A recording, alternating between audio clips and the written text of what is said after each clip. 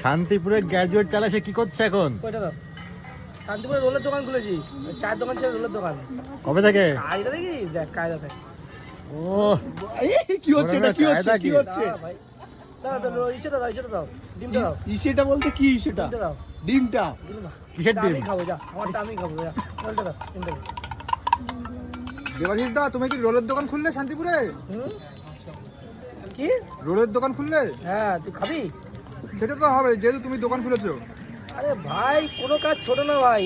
এর জন্য তো ইতিহাস লিখলে গ্র্যাজুয়েট চালা বাংলায়। চা হয়েও এত জায়গায় ইনভাইটেশন থাকে। দাদা করো, উল্টা কায়দা দাদা, ঠিক আছে দাদা?